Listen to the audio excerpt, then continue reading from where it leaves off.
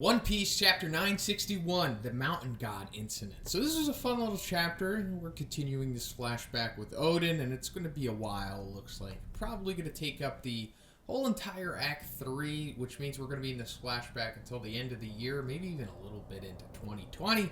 Well, let's get into it. Let me just put it out there real quick. I think I have a cold or something, so if I sound weird, it's because of that probably, but we're picking up with the previous chapter with Oden trying to take the white boar from Kinnemon so that he could deal with the mountain god boar himself. And we're also finding out here that like Denjiro is a straight up mega stan of Oden, which is a little cool little sequence here. And like the twinkly panel that Denjiro has is very similar to that of like Bartolomeo when he had towards Luffy. So that might be like the connection that he has here, which might further show us that like if Denjiro is Kyoshiro, which I think is actually pretty likely now. I know I went back on it in the previous review, but if you're like comparing their hairlines that are identical, and if you kind of just like flip Denjiro's ponytail in front of his head and like fluff it up, it could just become that pomp that Kyoshiro has. And also, like I said, the intro of the Wano arc anime kind of gives it away there.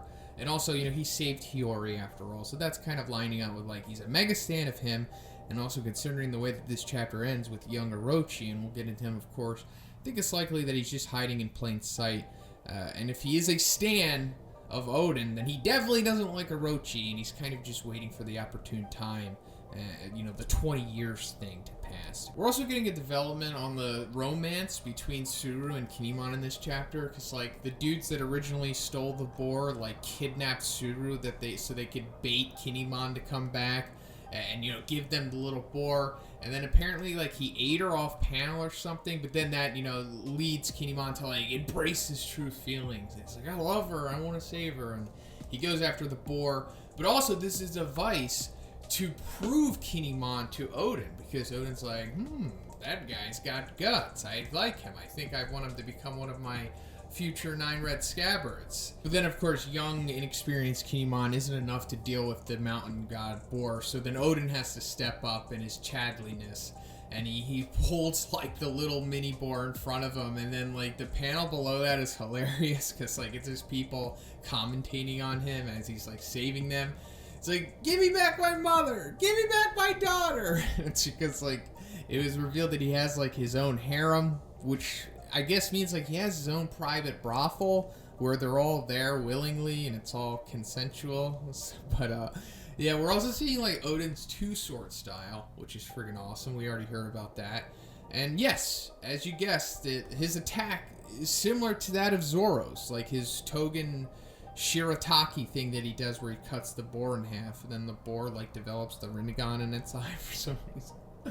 But yeah, it looks similar to like the ending of Zoro's attack, so I think this is further showing us that like that the core of Zoro's style comes from Wano. I don't know if it was like directly confirmed yet, but we do know that they're related because his master Kyoshiro has the whole Shimotsuki crest on him. He comes from Shimotsuki village, and Yasui, who we also see in this chapter, young version of him.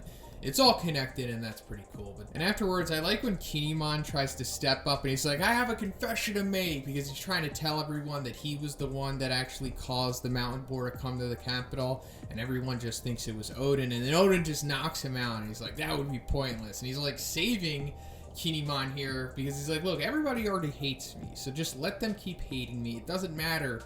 I want to get out of here, because he reveals this is exactly what I wanted after he finds out that his dad, Sukiyaki, who is the current shogun, is disowning him, which we saw happen during the previous chapter. So he's like, look, Kinnemon, I'll just take the blame for this. No reason for everyone to hate you. And then he just Chad walks out of there like a true Chad that he is. I really like Oden. Then as he's leaving, we're seeing the first 2 scabbards join him in Denjiro and Kinnemon. They both want to be his disciples, which makes sense because wouldn't you want to like go with Oden if he was like going somewhere and you wanted to go on his journey? And then he goes to where Yasui is, because we saw in like a flashback earlier in this arc that like Yasui was more or less like grooming Oden to become the future shogun or something like that, and he was like disciplining him. So I guess this is where they're like beginning this whole little thing here, or at least their relationship. Or I mean, it's already established that Yasui has a pre-established relationship with Oden at this point. Like he knows of him.